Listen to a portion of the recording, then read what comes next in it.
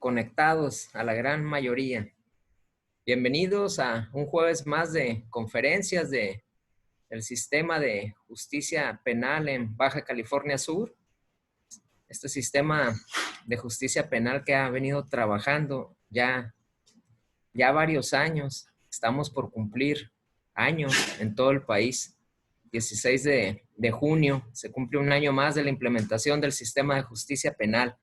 Y bueno, dentro de todo este camino se han hecho muy buenos trabajos de coordinación y en Baja California Sur no es la excepción. Estamos trabajando coordinadamente el gobierno del estado por parte de la Unidad de Consolidación del Sistema de Justicia Penal con CIPINA en Baja California Sur.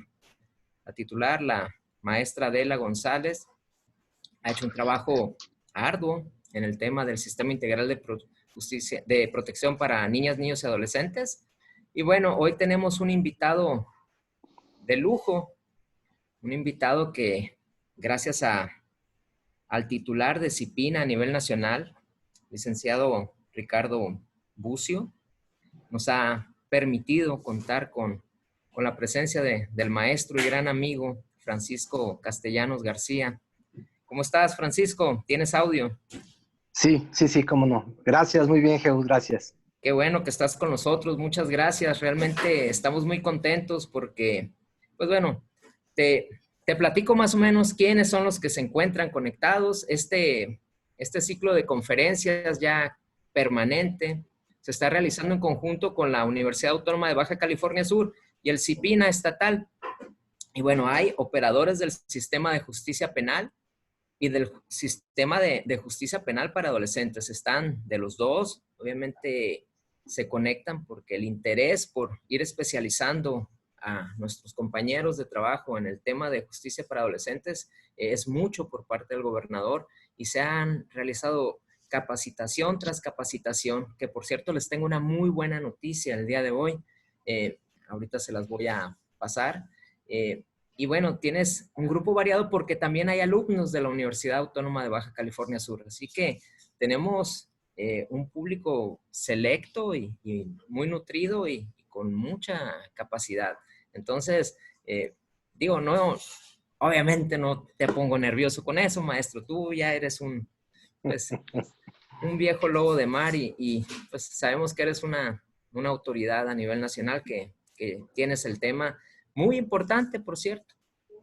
Recordemos que la CONAGO en su momento, junto con CIPINA Nacional, acordaron hacer los trabajos para la implementación de la Ley Nacional del Sistema Integral de Justicia Penal para Adolescentes y se formaron esas subcomisiones de justicia para adolescentes que hay en todas las entidades, que por cierto vi que mi amigo Edgar lo acaba de implementar en el estado de Nuevo León. En Nuevo León, sí, así es. Ayer instalamos Nuevo León. Qué bueno por Nuevo León, que ya tiene la subcomisión de justicia penal para adolescentes. Y bueno, va avanzando el sistema y va a cumplir años el sistema de justicia penal implementado. Pero además les comento que Baja California Sur, entre la Universidad Autónoma de Baja California Sur y el gobierno del estado, sumado con el Poder Judicial del Estado y la Procuraduría General de Justicia del Estado, además la Secretaría de Seguridad Pública, van a llevar a cabo un diplomado de justicia penal para adolescentes. Ese diplomado que teníamos pensado realizar en el mes de mayo, lo vamos a tener en septiembre. Lo vamos a hacer en línea, en la plataforma que la universidad maneja, pero además vamos a utilizar el Zoom. Los conferencistas van a hacerlo a través de Zoom. Ya no va a ser tantas horas como lo era presencial. El Zoom va a bajar un poco las horas, pero van a ser los mismos. Eso es lo más importante, o sea que la calidad de ponentes no va a bajar. Uno de ellos es el maestro Castellanos. Quiero decir que les hablé a todos los ponentes y les pedí de favor, porque les voy a confesar, y eso es importante que lo sepan, los ponentes vienen a Baja California Sur y no cobran honorarios. Lo hacen por amor al sistema integral de justicia penal para adolescentes. Y claro que Baja California Sur es un estado amigo y los trata muy bien. Y a mí me preocupaba decirles, vamos a entrarle al diplomado, pero no va a haber playita y no va a haber pues las bondades que hay en Baja California Sur y es difícil porque además no hay honorarios. Pues resulta que todos me dijeron que sí. Todos dijeron, vamos con el diplomado en línea. Va a ser el primer diplomado avalado por la UAPS. Eso es muy importante porque vamos a poder contar con operadores del sistema de justicia penal certificados. Y bueno, como es en línea, lo van a poder tomar pues operadores del sistema de justicia penal en todo el país. Eso es lo importante. Muy importante noticia. Eso pues apenas se amarró el día de ayer. Ayer que los últimos ponentes nos dijeron va para adelante. Y bueno, hoy vamos a continuar con las conferencias. Bueno, ya les avisé en septiembre para que vayan averiguando cómo van a ser las inscripciones y pues nadie se pierda. Creo que hay una capacidad de 300 posibles conectados en el sistema, porque la UAPS maneja un sistema que tiene esa capacidad para 300 personas en línea, así que pues es bastante amplio el cupo. No se lo pierdan entonces, en septiembre. Maestro Francisco Castellanos, el micrófono es de usted. Terán, dale micrófono y él te va a indicar, Terán, cuando ponga su proyección y va a ir manejando Miguel Terán desde acá y usted le va avisando adelante o atrás. Pues usted decide, ahora que sí. Adelante, maestro. Muchas gracias. Pues muy bien, buenas tardes, casi noches para algunos. Muchísimas gracias, licenciado Jeús Vázquez, por la invitación de nuevo y pues sobre todo reconocer el esfuerzo que precisamente esta instancia de consolidación de la reforma penal en el Estado junto con el CIPINA pues han logrado hacer una buena articulación para llevar a cabo todas las tareas de implementación de la ley que, como ya hemos revisado en varias ocasiones, son bastantes y que definitivamente pues el sistema no acaba de consolidarse como hemos estado deseando. A pesar de que ya van estos 4 años, todavía faltan algunos elementos. Lo iremos viendo en esta presentación. El objetivo fue hablar un poco de la integración de los dos sistemas que tocan a la población con la que atendemos, que es el sistema de protección integral de derechos de niñas, niños y adolescentes, y el sistema de justicia. Un sistema de justicia que ya venía existiendo en México desde hace muchos años, pero que venía pues con diferentes carencias y diferentes enfoques que lo hacían un poco complejo de manejar y no es raro. Los expertos dicen que precisamente todo lo que tiene que ver precisamente con esta etapa de la adolescencia que es así, ¿no? Es una indefinición entre si soy niño, si soy adulto, qué voy a hacer, cómo voy a estar, se refleja en muchos de los temas y de las acciones que tienen que ver con lo mismo. Entonces, pues yo quisiera que el sistema de justicia de adolescentes ya no fuera tan adolescente, ya lo acabáramos de conformar en el país, pero todavía estamos en esa tarea. Por eso hemos estado un poco activando en el país a través de las comisiones estatales, pues esta reflexión para que podamos ir entendiendo con mayor precisión cómo es esta interacción y cómo hay ahora nuevos actores que están invitados a colaborar. Y más que invitados, lo digo de una manera cordial, pero estamos mandatados a trabajar por la aplicación de los derechos de niñas, niños y en particular de la población adolescente que ingresa al sistema de justicia. Entonces, agradezco que vayan pasando la siguiente lámina para la presentación que ya la tienen ustedes, la pueden, si la quieren después ahí compartir con mucho gusto para que la tengan ustedes y es la siguiente diapositiva.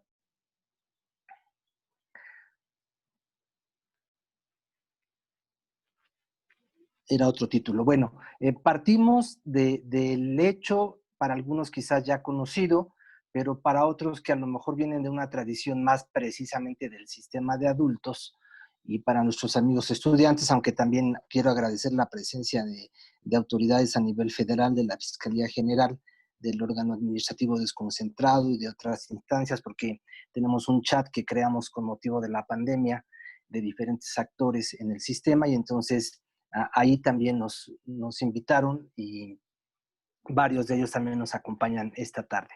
Entonces, bienvenidos a todas y todos. Entonces, el primer punto es el cambio de paradigma, de modelo, está enfocado precisamente en la Convención de los Derechos del Niño, que es la siguiente diapositiva, y que nos muestra pues toda una reflexión que ya llevaba muchos años en el siglo pasado, que se fue construyendo por muchos motivos.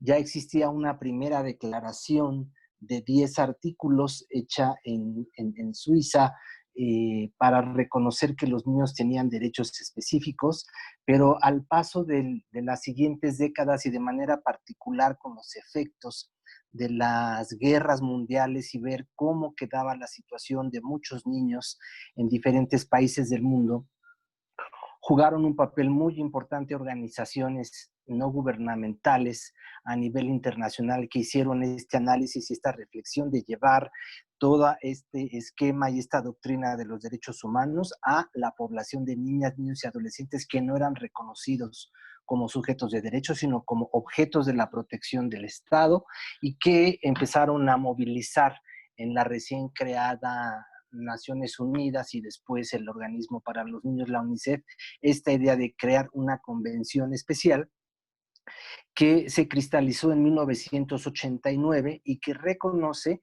a las niñas, a los niños y a los adolescentes como personas sujetas de derechos y que tienen una situación particular por sus condiciones de desarrollo. Entonces, este gran tratado que firman muchísimos países, México es de los primeros, se adhiere al siguiente año, en 1990, en el gobierno del presidente Salinas de Gortari, y empieza a tener efectos, porque los compromisos de los países cuando firman estas cosas, pues es ir ajustando sus propios marcos de referencia, sus leyes, sus programas, su normatividad, sus presupuestos, etcétera, acordes a estos compromisos. Y entonces México empieza con esto, pero vamos a ir viendo cómo en realidad el tema de ir entendiendo y cómo se va aplicando tanto en el marco normativo y después en la parte operativa va a ser lento, va a ser 15 años después, hasta el 2005, que hacemos una primera modificación en la Constitución Política Mexicana, que fue la reforma al artículo 18 constitucional, en donde se empieza a hablar de, todavía estoy en la diapositiva anterior, se empieza a hablar del sistema especializado para adolescentes, y se reconoce esta etapa del desarrollo como una etapa con una edad mínima y una edad máxima de responsabilidad penal que no teníamos antes del 2005, y que había una diversidad en el país donde en algunos estados ni siquiera existía una edad de responsabilidad mínima, y la edad máxima en algunos lugares era de 16 años, en otros de 17 y en otros de 18 años. Entonces empezamos aquí a ajustarnos con ciertas cosas, pero este artículo mandató que se hiciera una ley a nivel federal para el tema, una ley nacional que abarcara todo el país, que nunca se hizo. Siempre hubo intentos de hacer estas leyes. Me consta que hubo propuestas e iniciativas que nunca se cristalizaron porque mantenían siempre un carácter procesal en el enfoque penal, que no es el que la convención estaba queriendo colocar, y entonces esto hizo que nunca saliera una ley nacional, pero sí las leyes de los 32 estados de la República, en donde también, aunque todas hablaban de un enfoque de protección de los derechos, había serias contradicciones. Por ejemplo, el tema más crítico en el tema de la medida de sanción de la privación de la libertad, en donde algunos estados tenían como 5 años el máximo de la privación de la libertad y otros tenían hasta 15, como Chihuahua o Aguascalientes, 20 años, ¿no? Entonces, tener a un adolescente privado de la libertad podía haber entrado a los 15 años y la misma cantidad de años más otros 5 iba a estar privado de la libertad, y eso, cuando leíamos la exposición de motivos, los legisladores argumentaban que era en razón del interés superior, ¿no? Entonces creíamos todavía, o algunos legisladores creían que imponer una sanción de privación de la libertad por el interés superior de un adolescente que tiene derechos específicos por su etapa de desarrollo, era privarlo de la libertad 20 años. Entonces eran unas disparidades tremendas que volvieron a hacer que todo el tema se replanteara. Mucho jugó un papel la sociedad civil para aclarar todos estos conceptos, y es hasta el año 2002 que hay una primera ley de derechos de niñas, niños y adolescentes que pasó sin mayor pena ni gloria. Todavía me tocó estar un poco en la construcción de esta ley. Precisamente había un apartado para hablar de los adolescentes en conflicto con la ley penal, y en medio de eso, pues ya para 1992 había esta ley federal eh, para el tratamiento, que todavía se llamó así, tratamiento de menores infractores. Entonces, muchos estados no la aceptaron porque decían, pues sigue hablando de conceptos que no son acordes al lenguaje de los derechos del niño. ¿Cómo se habla todavía de menores infractores cuando ya eso se está terminando en el lenguaje del nuevo paradigma? ¿Cómo se habla de tratamiento? Sus procedimientos pretendían ser más claros.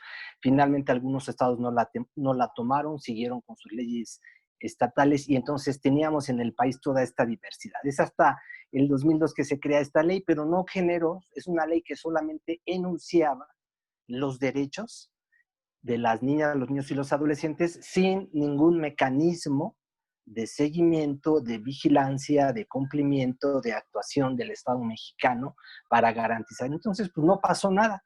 Y es hasta el 2015 que de nuevo se replantea, el 2014 más bien, la Ley General de Derechos de Niñas, Niños y Adolescentes, que crea, no solamente enumera los derechos de los adolescentes, educación, salud, cultura, la vida libre de violencia, etcétera, sino genera un sistema, no genera una nueva institución. El CIPINA, lo que llamamos el Sistema Integral de Protección Integral de Derechos de Niñas, Niños y Adolescentes, no es una institución nueva, es una coordinación nueva de todas las instancias del Estado mexicano para que en todos lados se garantice una política que respete los derechos especiales de esta población. Entonces se genera un sistema nacional, y que ahorita vamos a ver cómo está conformado, y es el año siguiente, ya en el marco, además de todo el contexto de la reforma penal, que dentro de estos paquetes, porque entonces vamos a ver cómo se empiezan a mezclar los sistemas de protección integral. Este sistema de protección integral, como pueden ver, sí es reciente, es más nuevo, tiene 5 años a nivel legislativo y a nivel institucional, y para el 2016 tenemos entonces la Ley Nacional del Sistema Integral de Justicia Penal para Adolescentes, que recupera y que es en seguimiento a este enfoque de protección, ¿no? La siguiente, por favor. Entonces, ahí tenemos pues que la convención es el punto de partida para entender este enfoque, que fue elaborada durante 10 años por representantes de diversos países, que fue aprobada por la Asamblea General de las Naciones Unidas en noviembre de 1989 y entró en vigor hasta el 2 de septiembre, pero para el 21 México ya la había ratificado, junto con 2 protocolos facultativos, hacia el 15 de marzo del 2002, ¿no? Que uno es sobre la situación de los niños, la protección de los niños en situaciones de guerra, y el otro es sobre la trata y la explotación sexual de los niños, que entonces también México se adhirió a esos tratados. La que sigue, por favor.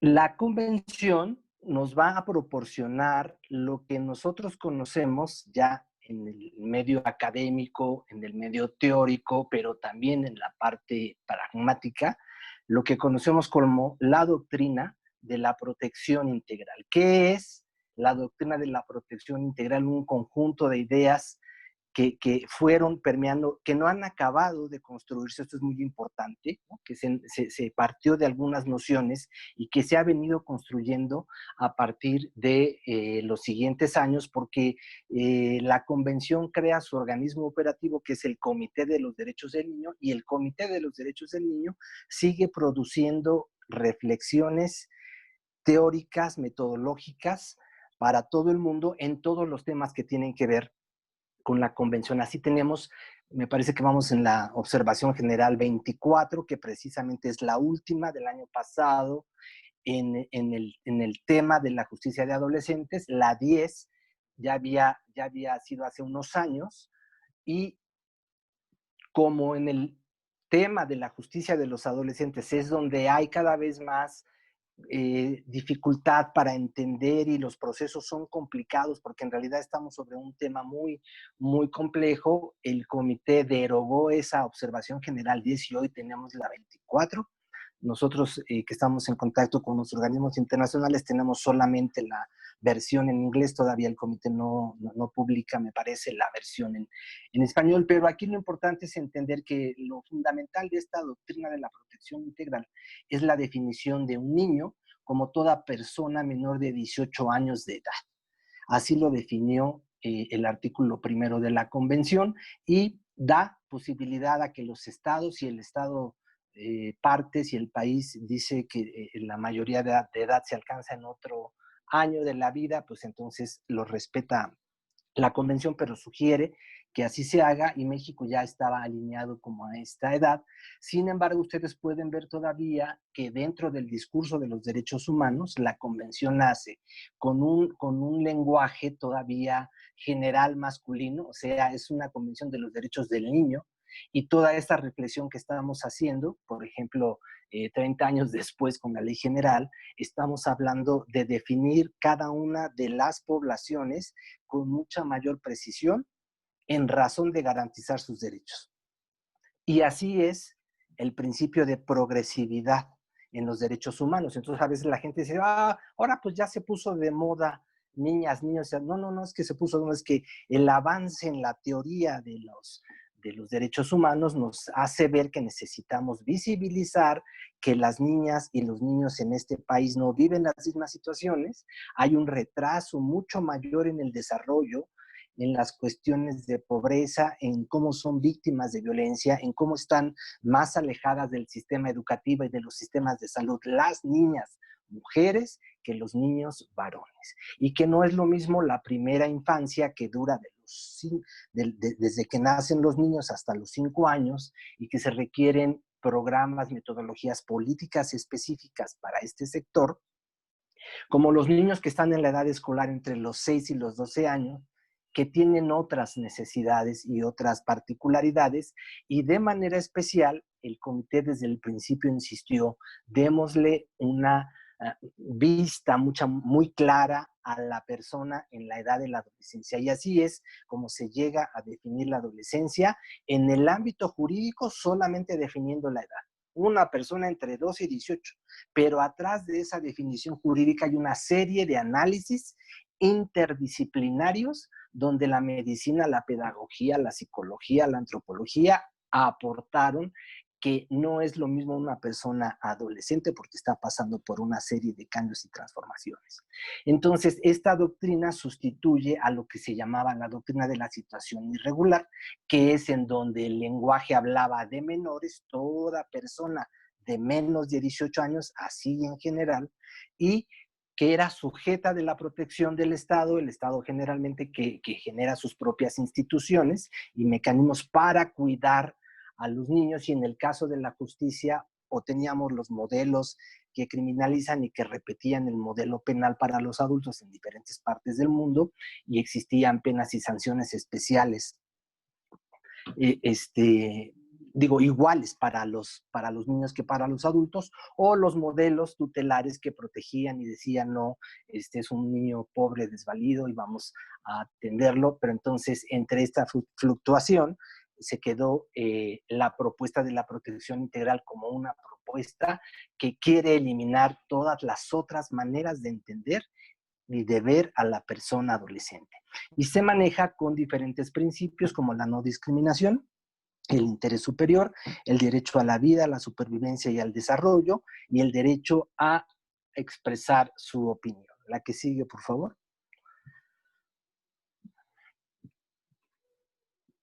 En el impacto que tiene la Convención en México está en diferentes ámbitos.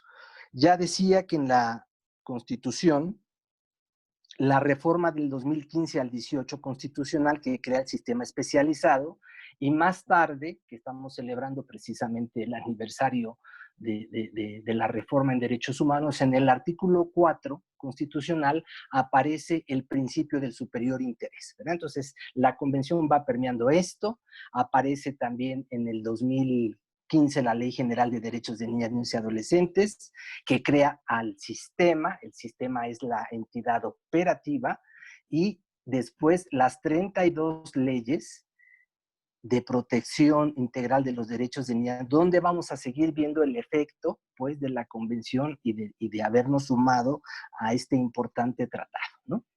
Entonces, en la siguiente van a estar, ustedes, no me detengo a leer, pero tienen los artículos en donde esto viene. Ahí está en el siguiente el artículo que habla, el 18, donde aparece el sistema especializado de justicia para adolescentes. En la siguiente ustedes pueden ver también el artículo 18 constitucional. No, el primero era el cuarto, perdón. Este es el 18.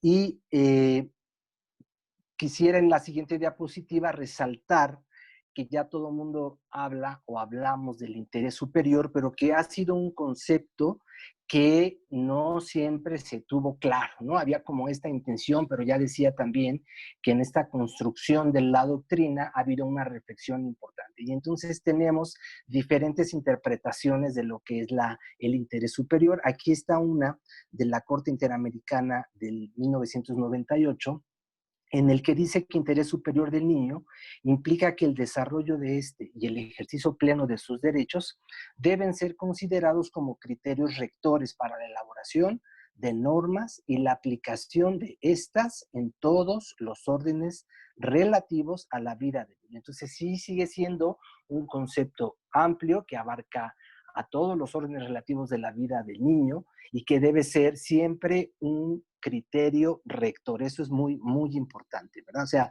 rige, orienta todo lo que nosotros vamos haciendo.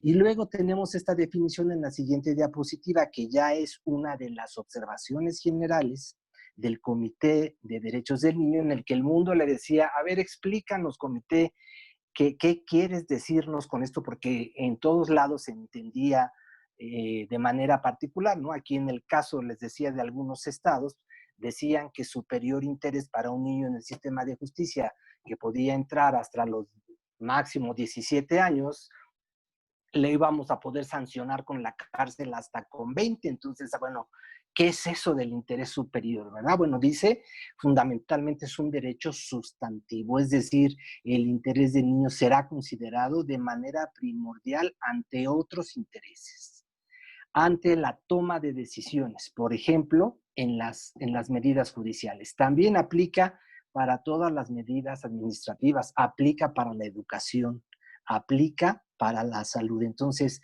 yo lo enfoco a lo jurídico por la audiencia y por el tema que nos atañe, que es la justicia de adolescentes, pero interés superior debe existir en todos los ámbitos. Y luego está el tema del principio de superior interés como una cuestión de interpretación, es decir, cuando exista una disposición jurídica que nos haga entrar un poco en duda, tenemos que tomar el enfoque de una interpretación amplia para el reconocimiento de todos los derechos, ¿no? Entonces no va a ser una orientación que te va a limitar, sino que te dice, piensa en toda la garantía de derechos para este chico, y eso será interés superior. Pero a mí lo que me parece más importante es que el comité planteó que se trata también de una norma de procedimiento, es decir, es una manera de trabajar, es una manera de atender a las niñas, a los niños y a las personas adolescentes. valorando las repercusiones positivas o negativas de cada uno de los pasos que vayamos dando. Se requiere entonces una constante evaluación y determinación del interés superior en todo. Aquí también yo le vuelvo a colocar de todo lo amplio que es esta observación general, por ejemplo, en las garantías procesales, pero en realidad tendría que ser una norma de procedimiento en todos los ámbitos. El juez tendría siempre que estar dando pasos, actuando, siempre viendo si este es el interés superior. Lo mismo tendría que hacer el defensor y el fiscal. Por eso empezamos a cambiar la manera de hacer las cosas, porque ya no estaríamos peleando por partes a ver quién gana, si la defensa o la acusación, sino todos tendríamos que estar desde nuestros ámbitos buscando siempre el interés superior, y tendría que haber un punto siempre de acuerdo que es el interés superior de estas personas, ¿no? Entonces empezamos a ver cómo las afectaciones del principio del interés superior cambian también la manera de ejercer una justicia especializada para el sector adolescente. Bueno, en la siguiente podemos ver nada más un recordatorio de la Ley General de los Derechos de Niñas, Niños y Adolescentes, que sí es del 2015, y que entonces ya decíamos que derogó la otra ley que estaba anteriormente, pero reconoce a los niños como titulares de derechos, con los principios de los derechos humanos, la universalidad, interdependencia, indivisibilidad y la progresividad, y garantiza el pleno ejercicio, respeto, protección y promoción de los derechos reconocidos en la Constitución y los tratados internacionales. Crea y regula el Sistema Nacional de Protección Integral, que eso es el CIPINA, y se basa en los principios rectores de la política pública y las competencias de coordinación federal, estatal y municipal, integrando al Poder Judicial y Legislativo, así como algunos organismos autónomos, ¿no? Entonces, por eso es que CIPINA está en coordinación con los diferentes ámbitos, ¿verdad? Es fundamentalmente una instancia del Poder Ejecutivo, pero en coordinación con el Poder Judicial y con el Poder Legislativo. Hace unos momentos yo supongo que quizás Adela estuvo también en la comparecencia de nuestro titular, el licenciado Bucio, con los diputados de la Comisión de Niñez, precisamente para evaluar estas políticas de actuación en el ámbito nacional, ¿no? Y hace unas semanas el licenciado también tuvo una reunión con el Poder Legislativo, con el Poder Judicial, para los acuerdos que hicimos el 30 de abril en materia de protección de los derechos de niñas, niños y adolescentes ante la pandemia, y que fueron publicados en el Diario Oficial el día 26 de mayo, y existen puntos específicos para la protección de las personas adolescentes en el sistema de justicia. Entonces, un CIPINA no es una nueva institución, es una coordinación con todas las áreas, con los tres poderes, con los tres niveles de gobierno, con la sociedad civil, con la academia, etcétera, porque lo que nos interesa es articular la política pública de respeto a los derechos de niñas, niños y adolescentes, y también consideramos ahí la propia participación de los niños. Deben tener cada vez un papel más relevantes. En la siguiente es un esquema que usamos para definir entonces qué es el CIPINA, ¿verdad? Entonces es el máximo órgano de decisión de políticas en materia de derechos de niñas, niños y adolescentes. Es un sistema conformado por varios sistemas, porque hay un sistema nacional y luego el sistema nacional lo conforma el presidente con las y los gobernadores, y entonces los gobiernos estatales tienen los CIPINAs estatales. El gobernador preside el CIPINA estatal con su gabinete, y a la vez el CIPINA estatal favorece la creación y colabora con los gobiernos municipales para que existan los sistemas de protección en cada uno de los municipios, regidos todos con el principio del interés superior de la niñez, ¿verdad? Actualmente, ya para el primer año de vida del CIPINA, existían todos los CIPINAs estatales, y estamos más o menos entre 1,600 y 1,700 municipios que ya se han instalado en sus CIPINAs municipales. También el CIPINA entonces es el conjunto de políticas públicas, de normas, instituciones, actores y las acciones en los 3 órdenes de gobierno. Entonces se vuelve algo muy complejo porque tiene una diversidad de participantes, ¿no? Entonces todo esto es qué es la protección integral y cuál es el mecanismo que esta ley sí generó, que no tenía la ley anterior y que está haciendo ahora sí más posible que podamos ver cómo está permeando la política de protección integral para las niñas, los niños y los adolescentes. En la siguiente diapositiva ustedes pueden ver quiénes conforman el CIPINA, que ya había dicho es el presidente, los 32 gobernadores y la jefa de gobierno, 8 dependencias federales, gobernación, hacienda, educación pública, trabajo, relaciones exteriores, la Sedesol, o ahora bienestar, salud, y la Fiscalía General, antes la PGR y el DIF. Y aquí es muy importante porque siempre en el país la referencia para la política de niñas, niños y adolescentes había sido la institución DIF. Pero el sistema ya no es solamente una institución que ve por los niños, sino son todas las instituciones al máximo nivel de gobierno y de toma de decisiones que tienen que velar por los derechos de los niños, no solamente una institución. Entonces, el DIF es absorbido por un sistema, porque así se pensó que tenía que ser más amplio. Esto en la práctica tampoco sucede del todo. Todavía hay estados que mantienen la figura del CIPINA dentro del DIF, cuando lo que estamos buscando es que sea un área más independiente para que pueda coordinar todo este trabajo de política pública. Pertenece también la Comisión de Derechos Humanos, el Instituto Federal de Telecomunicaciones y 8 representantes de la sociedad civil que son elegidos mediante un concurso y que habla del reconocimiento que se quiere tener a todo el movimiento que la sociedad civil en el mundo ha logrado para instalar el enfoque de derechos de niñas, niños y adolescentes, y que en México no son la excepción. Entonces, esto es lo que hace diferente un sistema de protección. Bueno, pues miren, como el tema es muy amplio, yo quisiera que pasáramos a un ejercicio práctico de qué implica esta interacción en los dos sistemas. Le voy a pedir a la persona que está apoyándome que se vaya saltando las diapositivas, ustedes las pueden ver más adelante. No es así, perdón, ya me acordé. Es así, las vamos a ver, porque entonces, la que sigue, algunas me las voy a ir saltando para la que sigue, para que obviemos un poquito el tiempo, ¿no? Pero entonces,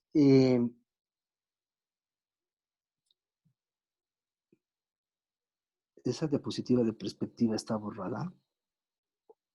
Bueno, no me di cuenta, perdón, yo tengo aquí un respaldo y si viene, pero entonces la siguiente, ¿verdad? Cada vez vamos a ir como un análisis más específico y que en este caso es como el enfoque de derechos, que en general es para todos los niños, pero ya vimos las diferentes etapas, lo vamos a ir haciendo también de la persona en la etapa de la adolescencia. Y entonces ahí, pues sabemos que es no solamente esta edad entre los 12 y los 18 años no cumplidos, sino todas las condiciones que se están dando en la persona que tienen que ver con cambios en el desarrollo biológico, psicológico y social, familiar, cultural, pero que requiere de entender muy bien qué es una persona adolescente y qué es el sector de los adolescentes en México. También le había sugerido al maestro Geud que podamos tener una sesión para profundizar sobre el tema del adolescente y de las adolescencias, porque si no acabamos de entender esto, volvemos como a trasladar a los modelos que ya conocemos anteriormente solamente de un enfoque a veces basado en teorías penales o criminalísticas y no en las teorías del desarrollo. Naciones Unidas nos va a hacer énfasis en que veamos a la persona en su contexto, en su totalidad, y a partir de ahí reconocer sus necesidades, sus derechos y el Estado como protector y garante de ellos. Entonces, va a ser muy importante ir entendiendo cada vez más qué es esto de la persona adolescente, cómo cada vez más la ciencia nos va explicando las condiciones que tienen los adolescentes y por qué necesitamos ir ajustando nuestros modelos de trabajo, nuestras leyes, nuestros programas de una manera diferente. La que sigue, por favor. Entonces, ahí vamos a tener que este modelo del sistema de protección integral tiene dos grandes pilares. Uno que le llamamos la protección integral y el otro la protección especial. La protección integral, para decirlo de una manera corta, pero con lo anterior he querido mostrar que es algo mucho más complejo, es decir, que todos los niños todos los derechos son para todos los niños, ¿verdad? Y la protección especial es un mecanismo específico cuando las niñas, los niños o los adolescentes han sido violentados o no han sido reconocidos sus derechos y se requiere una metodología y una acción de restitución de los mismos. Y para eso deben existir programas, instituciones y acciones específicas. Aquí vamos a ir viendo en la siguiente diapositiva cómo empezamos a integrar todo este concepto de la protección integral con la Ley Nacional del Sistema de Justicia Penal para Adolescentes. Esta es una ley que es complementaria, ahorita lo vamos a ver, y esta ley pues ya va a establecer, también se basa en los principios de los derechos humanos de la misma ley general, más los específicos, principios y derechos específicos de esta población en un contexto penal. Entonces, va a empezar a juntarse, pero va a reconocer a las y a los adolescentes que cometen o que son acusados de cometer un delito y todo el entramado de los mecanismos alternativos, las medidas de sanción, que es muy importante porque entonces le va a apostar a la reinserción social más que al castigo, y entonces va a buscar que todas las medidas que se den de apoyo sea para reinsertarlo en la vida social, define sus órganos, sus autoridades, las instituciones, todas ellas especializadas, y especializado tiene que ver con lo que voy diciendo anteriormente, con entender la convención, con entender el cambio de paradigma, el modelo de intervención y con entender a la persona adolescente, y todo eso va haciendo también que sea una ley especializada.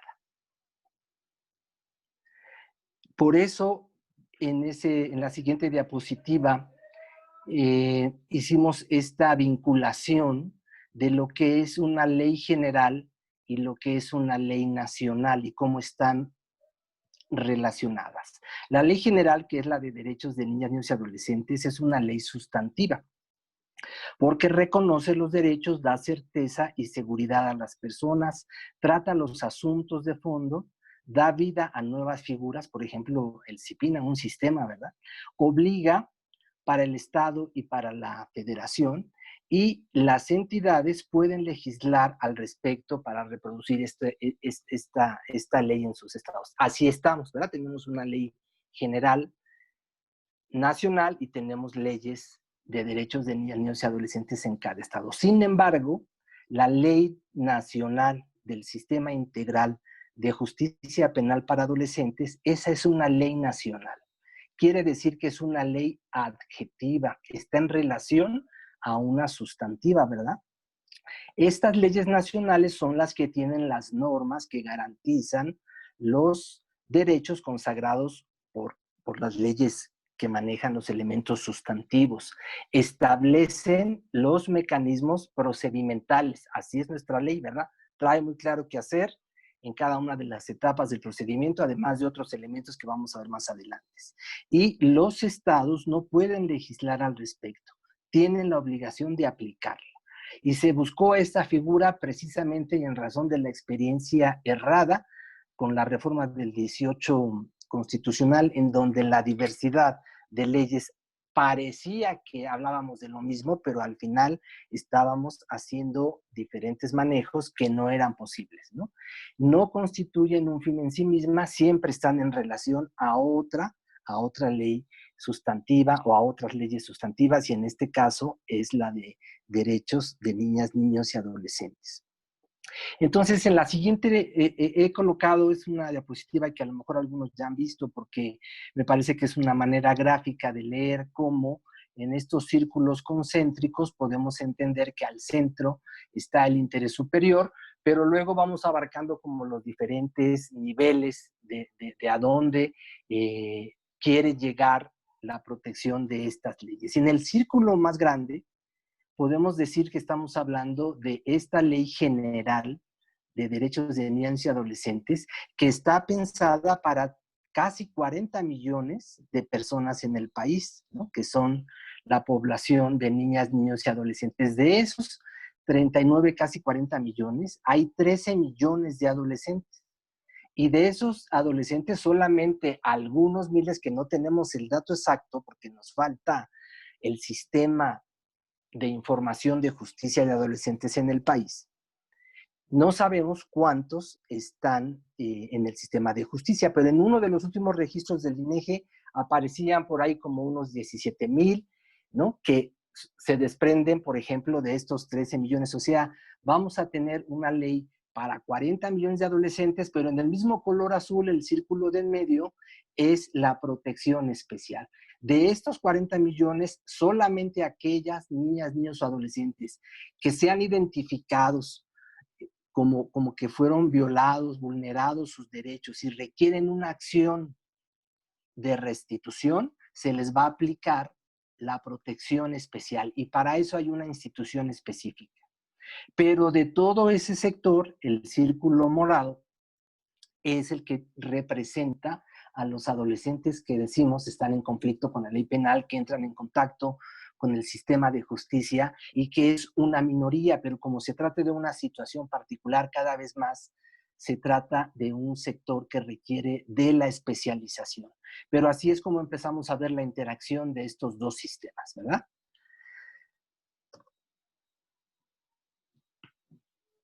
Esto es lo que llamamos nosotros, en términos teóricos, el gran cambio de paradigma entre la protección integral y los modelos de la situación irregular, que el derecho penal quedó dentro de un modelo de protección integral. Quiere decir que todo el sistema de justicia forma parte también del sistema de protección integral. Y aunque va a haber las cuestiones específicas, procesales, de reinserción, del ejercicio de las medidas, con todo lo que el derecho penal exige, el cinturón de la protección integral debe estar presente para garantizar el conjunto de los derechos a las personas adolescentes que ingresan al sistema. Esto no existía antes del 2015 ni del 2016, es decir, tenemos escasos 4 o 5 años que estamos haciendo este cambio, y que con mucha razón cuando vamos a los estados me ha tocado así que los jueces me detienen y me dicen: a ver, licenciado, porque además quiero decirles que yo soy de formación psicólogo y, y me he tenido que meter al tema de lo legal para poder estar en el tema, pero los jueces me preguntan tal cual: a ver, licenciado, explíqueme, cuando usted me está hablando de este sistema de protección, ¿estamos hablando del cuarto constitucional o del 18?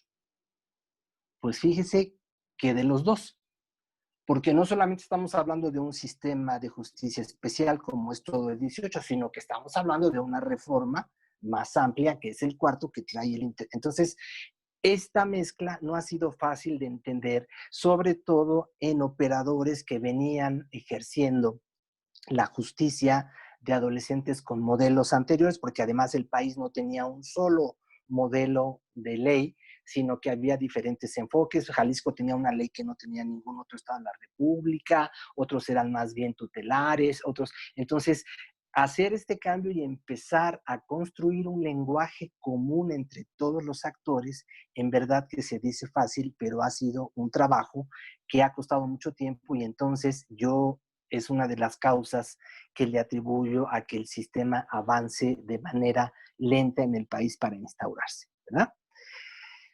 En la siguiente diapositiva, y con eso voy a ir cerrando esta primera parte para dejar un espacio a preguntas y a comentarios de los contenidos teóricos, podemos entender cómo están interaccionando entonces todos los sistemas con estas dos leyes, que además no generan una sola institución, sino que cada una tiene su propio conjunto de instituciones, de acciones que tiene que realizar, y que suena muy bonito en el esquema, pero a la hora de coordinarlo no está siendo tan fácil. ¿verdad? Porque ya somos muchos actores ahí involucrados.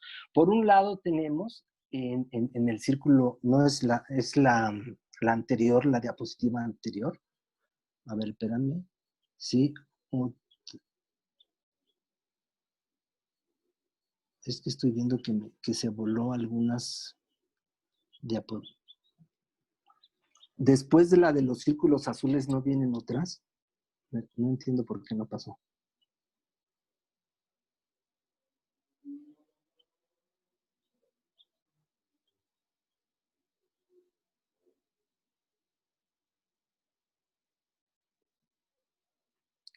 Pues creo que se perdieron a la hora de la que sigue.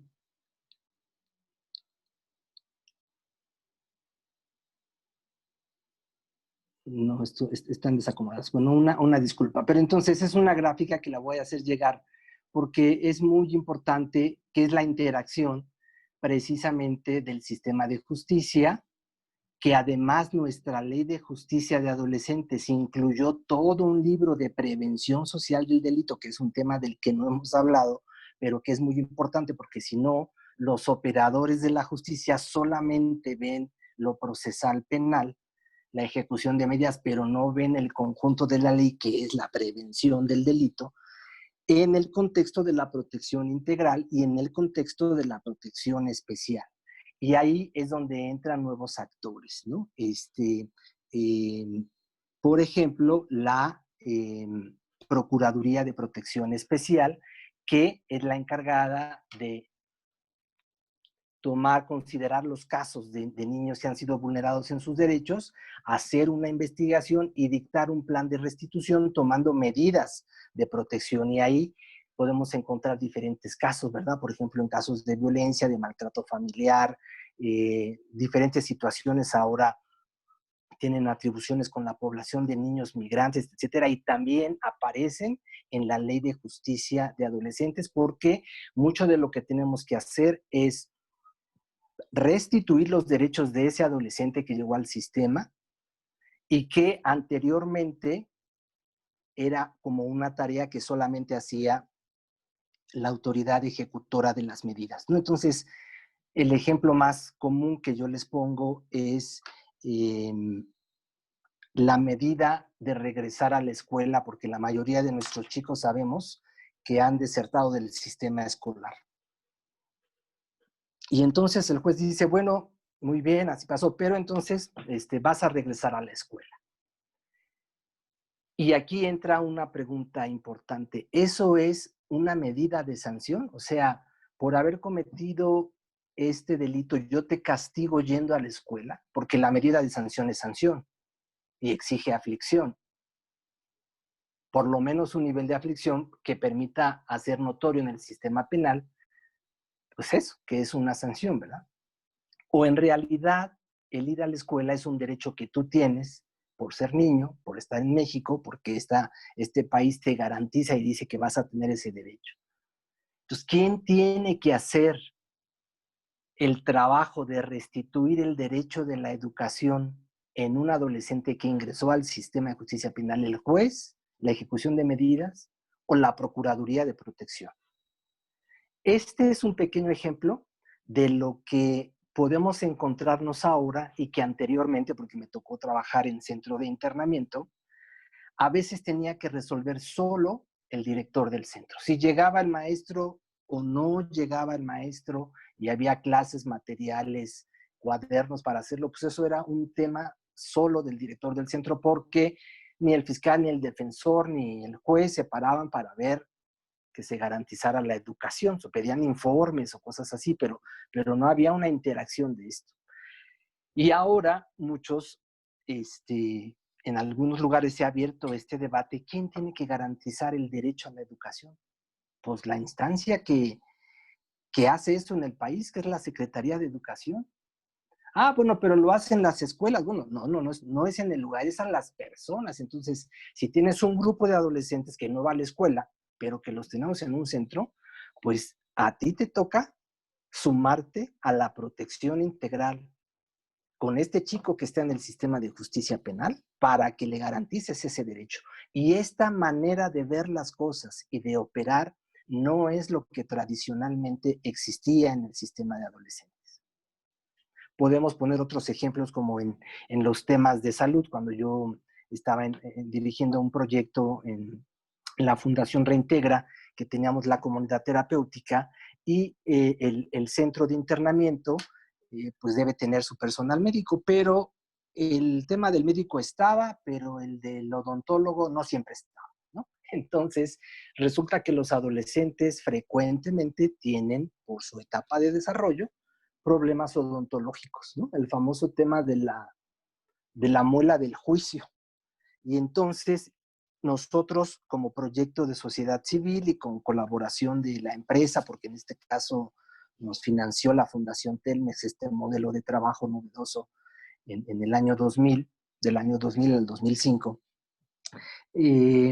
hicimos un convenio con la Facultad de Odontología de la UNAM y entonces llevábamos a los, no teníamos odontólogo en el centro, pero podíamos llevar a los chicos al servicio de la universidad y ahí los atendían. Y si el médico, el odontólogo decía que este chico tenía que hacerse una cirugía, pues tenía que salir a la cirugía, se hacía todo el trámite legal, el juez autorizaba, se acompañaba, se llevaba. No llevábamos a los chicos, por ejemplo, esposados ni cosas así, se llevaban con medidas de seguridad, pero no extremas, y acompañaban los padres de la comunidad terapéutica el trabajo y regresaba el chico y daba el tratamiento, como muchos de ustedes ya saben, que era poner una bolsa de hielo para que se desinflame. Bueno, eso nos acarreaba grandes problemas entre las mismas autoridades de ejecución de las medidas, los fiscales, los jueces, porque argumentaban que era una sobreprotección a los adolescentes. Porque como en los otros centros en ese momento no se garantizaba el derecho a la salud odontológica, si lo hacíamos nosotros era un exceso. En cambio, pues nosotros argumentamos todo este planteamiento para poder respetar y garantizar que a una persona adolescente se le garantiza, privada de la libertad, se le debe de garantizar su derecho integral a la salud. Y si ese día tenía que estar en reposo y no participar en las actividades del centro de internamiento, pues así se hacía, porque prevalecía un principio de salud. Bueno, práctica mal vista, mal reconocida en ese momento, ¿no? ¿Por qué? Porque precisamente no habíamos acabado de entender todo este enfoque. Bueno, con esto cierro diciendo que precisamente la integración de los dos sistemas está trayendo diferentes cambios que teórica y técnicamente no deben estar separadas, pero que en la práctica pues sí ha sido un tema complicado para hacerlo. Vamos a dejar unos minutos para preguntas y luego me gustaría que pasáramos a hacer un ejercicio con casos reales que han sucedido en estas semanas de la pandemia sobre cómo atender estas dos visiones de la protección integral y el sistema de justicia. Entonces, dejo abierto el chat, a lo mejor para que levanten su manita por este mecanismo y nos digan quién quiere participar y puedan abrir los micrófonos para el diálogo.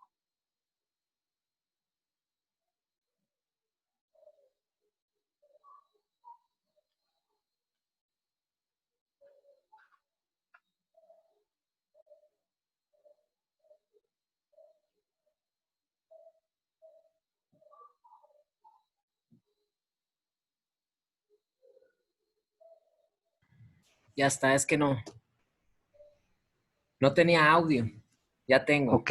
Maestro, les pusimos ahí que al final las preguntas iban a estar en el chat. Entonces, por medio del chat usted las va leyendo y pues contestarlas dentro de lo posible. Ok. ¿Puede leer el chat? Si Sí, no, pues... Ah, ok. hay Bueno. muchos saludos, gracias, saludos, Chihuahua, California. No se ve completa la pantalla. Sí vamos a compartir, pero no hay preguntas. Entonces, no veo preguntas en el chat. Si alguien quiere tomar la palabra, ¿se puede abrir el micrófono?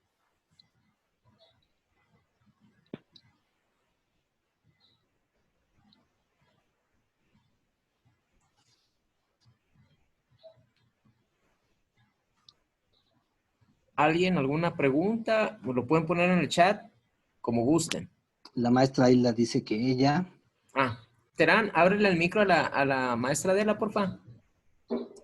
Hilda Solís dice, Hilda Solís. Maestro Francisco, muy buenas tardes. Noches ya para ya estar en la Ciudad de México. Precisamente me llama mucho la atención, yo soy fiscal, y me llama mucho la atención la actividad que tienen los IPINAS, tanto locales como en federal, respecto a la actuación con los adolescentes. Precisamente como usted lo comentaba, yo quisiera, dentro del plano muy personal, ya ve que hablamos de una protección integral y de una protección especial. Entonces, me gustaría concretizar un poquito más la cuestión de cómo interactúa CIPINA precisamente en esa protección integral y en esa protección especial. ¿Cuál es la interacción del CIPINA precisamente en esos dos tipos? Porque conforme a lo que veo tanto la Ley General de los Derechos Niños, de los Derechos de los Niños y Adolescentes y la Ley General del Sistema Integral de Justicia Penal para Adolescentes, cambia precisamente porque tenemos dos perspectivas ahí, ¿no? Donde ubicamos a todos los niños y en la protección especial, pues donde ubicamos a los niños que han sido violentados conforme a sus derechos. Claro. Bueno, quizás tiene razón, faltó comentar o profundizar en este tema. La protección integral y la actuación de las secretarías ejecutivas, en primer lugar que quede claro que el CIPINA no es una secretaría ejecutiva, ¿no? O sea, el CIPINA, como ya lo veíamos en el nivel nacional, pues es esta interacción del presidente con los 32 gobernadores, con 8 representantes de sociedad civil, pero también 8 secretarios de Estado, el presidente de la Comisión de Derechos. Eso es el sistema. Y tiene un área operativa que son las secretarías ejecutivas que van a operar los acuerdos de ese sistema. Y los acuerdos son para garantizar la política pública con enfoque de infancia.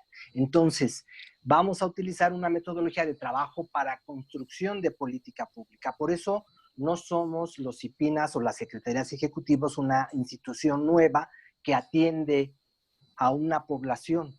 Las secretarías ejecutivas están directamente para atender la coordinación de los diferentes actores, de las diferentes instituciones. No atienden a la gente ni atienden directamente a los niños. Eso sí es la protección especial, porque entonces la protección especial tiene a las procuradurías, que son equipos especializados de personas que identifican a los niños, valoran cuando vienen con alguna problemática, hacen esta investigación, diseñan un plan de restitución de los derechos y toman las medidas de protección, que pueden ser inclusive algunas inmediatas, como en ese momento llevar a una niña a un centro de atención o una cuestión médica, etcétera, etcétera. O sea, pueden haber medidas urgentes, medidas ordinarias de protección especial y darles el seguimiento hasta que se constate que se garantiza ese derecho y que originalmente toda esta labor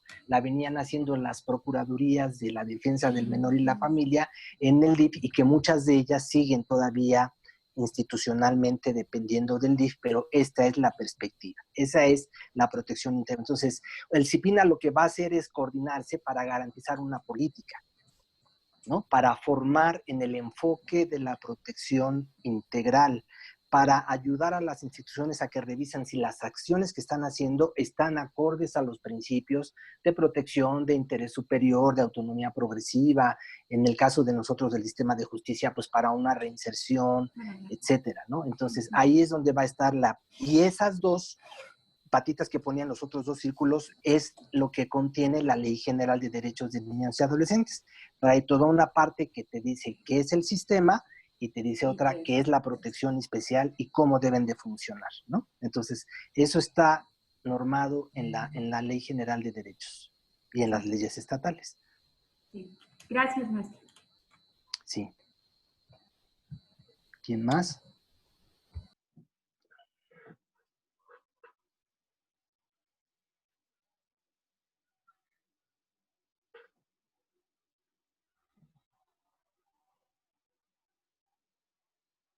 ¿Alguna otra pregunta? ¿Algún comentario? ¿Dudas?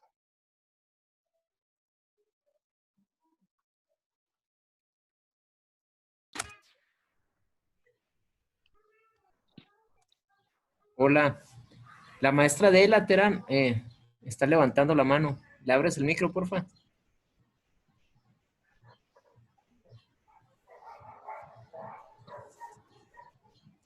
Maestra. Hola, pique. El micrófono. Sí. Maestra Adela, quítele el mute a su micro. Ahí está. ¿Ahí está? Sí. Ahí está.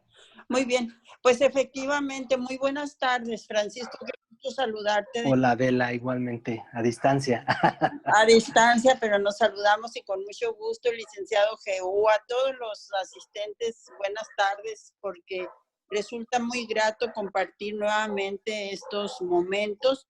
Y sí, efectivamente, estuve presente en la sesión donde las diputadas, representantes de la Comisión de Protección de Niñas, Niños y Adolescentes, trataron los temas, pero la verdad los temas son los mismos que nosotros hemos comentado, y qué bueno por esa sensibilidad y esa preocupación, porque pues dicen qué va a pasar o qué está pasando con los niños, las niñas y los adolescentes en este confinamiento, qué ha pasado.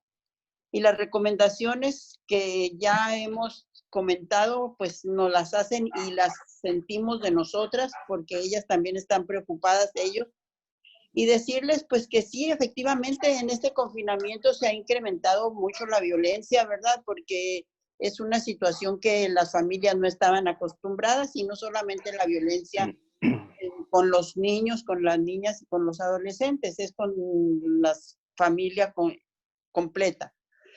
Y hemos implementado, porque son también instrucciones que recibimos tanto del señor gobernador como de nuestro secretario general de gobierno, de buscar las estrategias idóneas para que esto se vaya suavizando un poco, porque no es posible que cuando se está reunida la familia, pues estén peleando. Y hemos implementado estrategias como de llevar conversatorios con los maestros, con los alumnos, con los padres de familia, a través de esta plataforma, para saber cómo podemos aliviar un poco de la situación, sobre todo la situación emocional que ellos están viviendo, y previendo lo que viene para ya cuando tengamos la nueva normalidad, saber cómo vamos a actuar y cómo se va a solucionar en el daño poco o mucho que lleven nuestros niños, niñas y adolescentes. Por eso han estado muy concurridos nuestros conversatorios, y los vamos a seguir llevando a cabo para que logremos aminorar en algo esta situación, sobre todo emocional.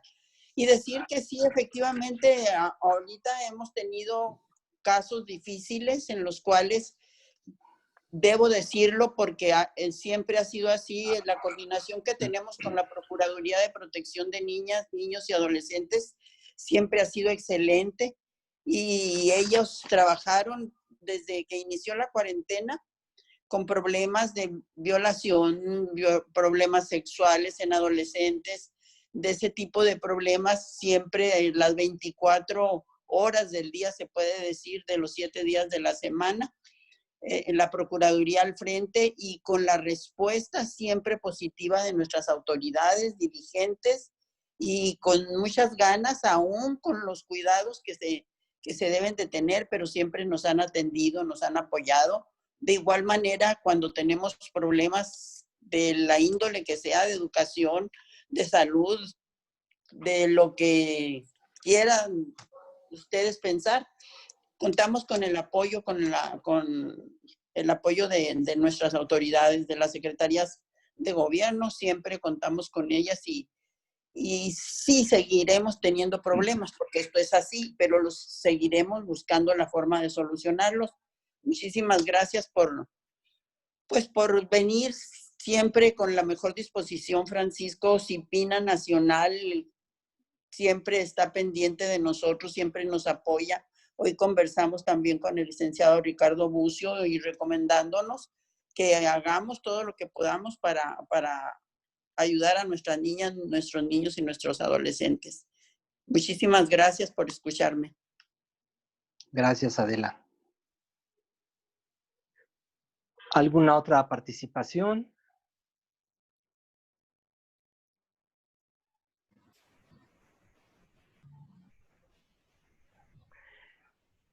Bueno, pues entonces miren, a ver si estas diapositivas sí pasaron, que son las últimas.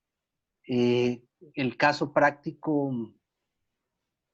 número 1, a ver si aparece ahí hasta el final, están en las diapositivas rojitas.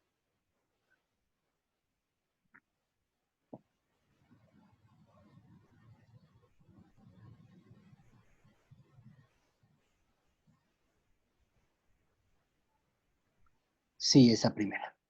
Bueno, entonces, como para ir entendiendo que tenemos que ir saliendo de una manera tradicional en donde la justicia veía solamente este caso y se limitaban a ciertas actuaciones, porque habemos más, no significa que cada quien va a dejar de hacer lo que le toca hacer, al contrario, el tema es profundizar, especializarse y cada uno en la parte que le toca, pues contribuir desde ahí, pero un elemento fundamental sí es la coordinación, ¿verdad? Este sistema fue pensado así, con una vinculación amplia de las diferentes instancias que pueden garantizar y apoyar a las chicas y a los chicos que entran al sistema. Yo recuerdo en alguna ocasión un subsecretario de prevención a nivel federal cuando hacía la comparación numérica de cuántos chicos entran al sistema de justicia, y ustedes podrían hacer un poco el ejercicio. Si ustedes le suman todas las personas que colaboran en el juzgado, en el tribunal, con la unidad de defensa especializada, todos los que colaboran en la fiscalía, todas las autoridades, pero no me refiero solamente a los directivos, sino a los equipos, ¿verdad? De las autoridades administrativas que ejecutan una medida, van a ver que a veces hasta son más, numéricamente hablando, que los chicos que tienen problemas en el sistema de justicia, que los chicos que están ahí. Y entonces decía yo, bueno, con esta cantidad de chicos, con los que estamos aquí, ya la hicimos. O sea, fácil podríamos, en términos cuantitativos, decir que podemos apoyar a los chicos. El tema es que sabemos que nos llega al sistema de justicia un sector de la población que precisamente porque no se le garantizaron todos sus derechos, trae una complicación en la vida muy fuerte en términos de salud, en términos de familia, en términos de escolares, de pobreza, de muchas situaciones que vulneran su situación y que hacen más complejo el proceso de la reinserción social. Pero entonces la idea es como vernos un poco. Hay una diapositiva anterior que a lo mejor esa sí nos puede apoyar, la del esquemita exactamente, donde aquí solamente están como presentados algunas de las instituciones que podrían estar interactuando, ¿no? Que son, por ejemplo, ahí están al centro los CIPINAS y las autoridades que implementan la reforma penal en los estados, porque ese fue el acuerdo para operar en los estados la implementación de la ley de adolescentes. Y alrededor de ellos, pues todas las autoridades directamente vinculadas con el sistema de justicia y que las menciona la ley, que son los jueces y magistrados de adolescentes, las fiscalías o ministerios públicos, los defensores, las autoridades de ejecución de medidas, los métodos alternos y la policía de investigación. Eso es tal cual un artículo específico de la ley que dice quiénes son las autoridades especializadas. Pero cuando vemos el conjunto de la ley, empieza a tocar a otros actores. Por eso es que las comisiones estatales involucran a más gente, pero le da atribuciones a la Comisión de Víctimas para que también no dejemos de lado la política de protección y atención a las víctimas. Hay artículos expresos de responsabilidad para el INEGI para crear el sistema de información que varios de ustedes seguramente ya reportan al INEGI nacional o al INEGI a su instancia estatal. Les da atribuciones a las autoridades municipales, sobre todo para que apoyen en la ejecución de las medidas, ya que si la comisión del delito fue en su localidad, en su vida cotidiana, ahí es donde debe de suceder la reinserción social. Entonces, esto es algo nuevo. Yo me sigo preguntando si nosotros que estamos más cercanos al sistema vamos como acabando de entender si algún presidente municipal o algún DIF municipal tiene claro que es coadyuvante del sistema de justicia y de la ejecución de medidas. Pues no, no lo saben. Les pedimos ayuda y nos dicen, no, yo con ese tipo de muchachos, pues no, son muy peligrosos, no los puedo meter, no los puedo tener aquí con otros chicos. Entonces se vuelve una complicación, ¿verdad? Del otro lado ya decíamos, ¿verdad? El Poder Legislativo, las Procuradurías de Protección Especial, la sociedad civil, que hay varias organizaciones de la sociedad civil que apoyan este tema y que pues somos muy aliados de ellos porque nos facilitan y nos ayudan mucho. Ahora ha estado muy presente Justicia Juvenil, Inserta, Renace en Nuevo León y en otros estados, todos con sus metodologías de apoyo, todas las áreas de prevención del delito y finalmente la propia participación de los adolescentes y sus familias. Ahí se ve re bonito en el esquema, pero en la práctica, pues desde los que dicen no me toca, no le entiendo, yo no sé, a mí, ¿no? Hasta los que sabemos que nos toca y sabemos qué hacer, pero a veces como desarticulados. Entonces, recuerden que un sistema no es solo una suma de elementos, sino es una buena interacción de esos elementos para que produzcan buenos resultados. Entonces, con el ejercicio siguiente les voy a leer un caso práctico y me gustaría pedirles que lo hiciéramos precisamente de manera participativa, porque yo ya me eché un buen rato ahí exponiendo y qué bueno que hay interés en comentarlo, pero les voy a platicar de un caso real, ¿verdad? Vamos a leer este caso porque se está sucediendo en este momento en torno a la pandemia. Emprendimos acciones para que los estados sesionaran y viéramos cómo proteger a los chicos durante la pandemia y tenemos el caso de Puebla. No sé si haya personas de Puebla que igual y nos puedan comentar. No vamos a decir si bien o mal, simplemente es un ejercicio que nos va a ayudar a entender las diferentes formas de entender, de trabajar y de colaborar para garantizar el interés superior de estos chicos. 12 adolescentes privados de la libertad en el estado de Puebla que fueron trasladados del centro de internamiento especializado a un anexo del reclusorio San Miguel por la contingencia. Ustedes saben que tuvieron varios contagios, personas privadas de la libertad en reclusorios de adultos, y entonces dijeron, ¿dónde los llevamos? Los vamos a llevar al centro de internamiento. ¿Qué hacemos con los chicos? Que afortunadamente parece que ahí no hay contagios, los pasaron a otro lugar. El gobierno anuncia el cambio, pero no informa cómo fue el proceso.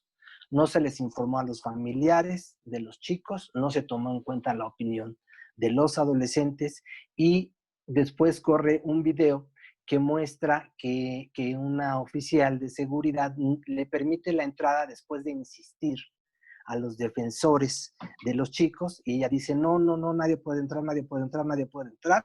Bueno, usted sí. Bueno, pero yo soy un defensor particular. No, usted no. ¿Por qué? Pues porque usted no es de una institución oficial y entonces no le permite la entrada, ¿verdad? Preguntas. ¿Qué le toca hacer al sistema de protección integral en este caso? 2. ¿Qué políticas se tienen que implementar? 3. ¿Qué le toca hacer al sistema de justicia especializado? ¿Quién gusta comentar y contestar alguna de las preguntas?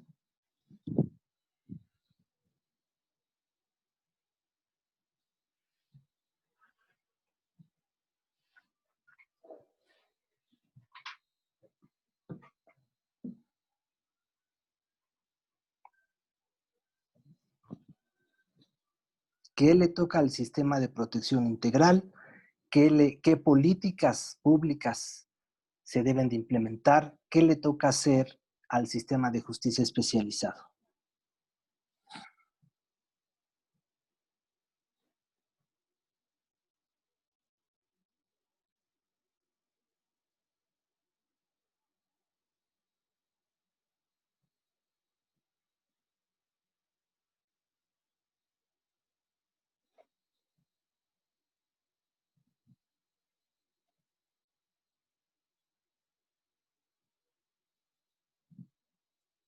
¿Quién dijo yo?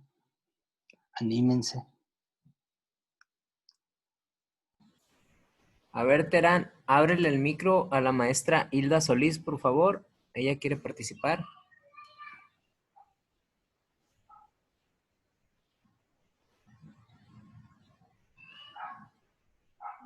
Aquí está con audífonos. Ahí está, listo. Sí. Maestro, de nuevo yo, la verdad, este tema a mí me parece muy interesante y me ha apasionado mucho el tema de los adolescentes.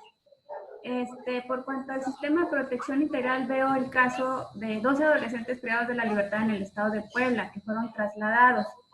Precisamente, pues, para el tema de los traslados, pues hay una figura jurídica y precisamente se tiene que escuchar al adolescente.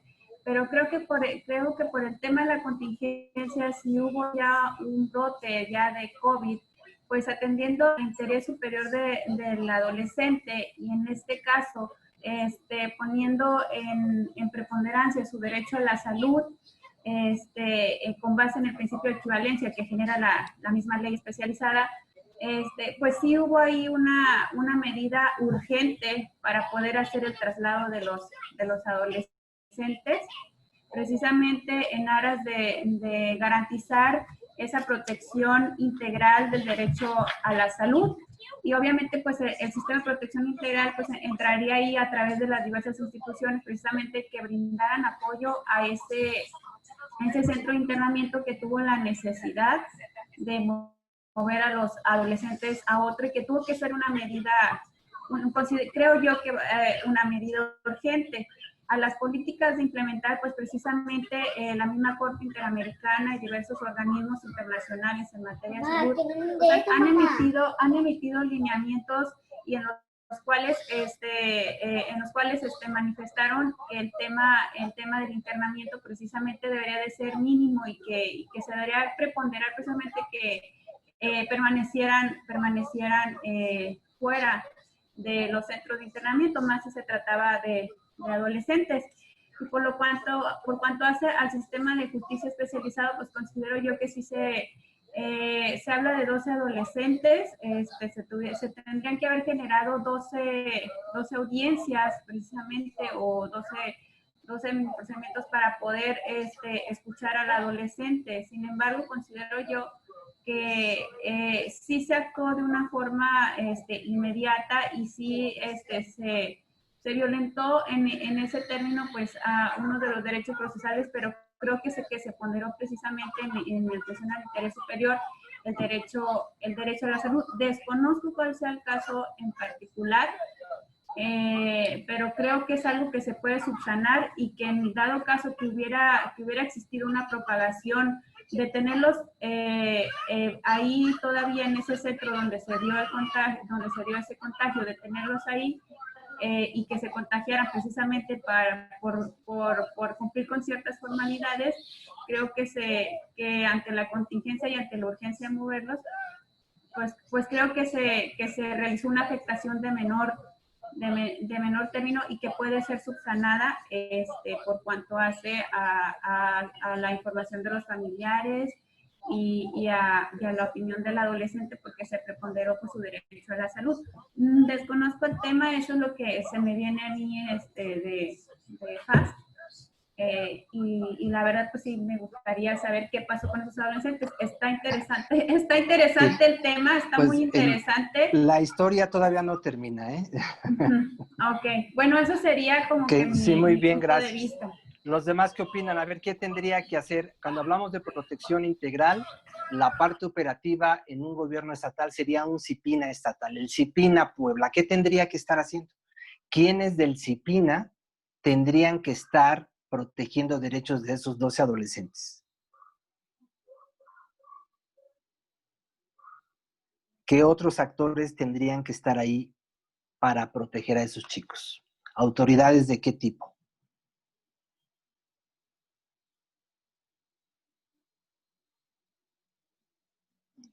Dice Víctor Hugo, todos muy bien, exactamente, ¿verdad? Hay cosas específicas, por ejemplo, las autoridades de salud, ¿verdad? Tendrían que estar muy bien checando. El nuevo lugar a donde van a estar también está libre de contagios, también tiene los elementos para proteger a los chicos. A los chicos trasladados, ¿se les hizo examen o no se les hizo? ¿No ameritaba? ¿En algún momento estuvieron en contacto? Todas estas cosas tendría que intervenir ahí. La acción de un CIPINA sería coordinar que salud estuviera ahí.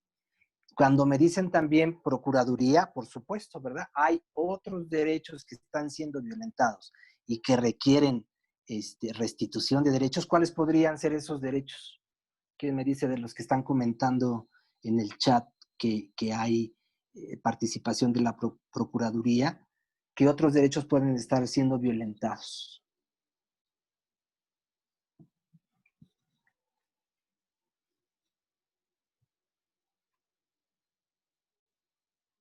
¿Cuál es el estado de salud, por ejemplo, de cada uno de los chicos? Si las familias fueron notificadas y si ya se pusieron en contacto con ellas, etcétera, ¿verdad? Hay alguien que dice, sí, es una responsabilidad de todos, tiene que estar ahí un MP. A ver, hay varios fiscales, está la licenciada que ya participó, pero hay varios fiscales. ¿Cuál podría ser el papel de los fiscales en una actuación de estas?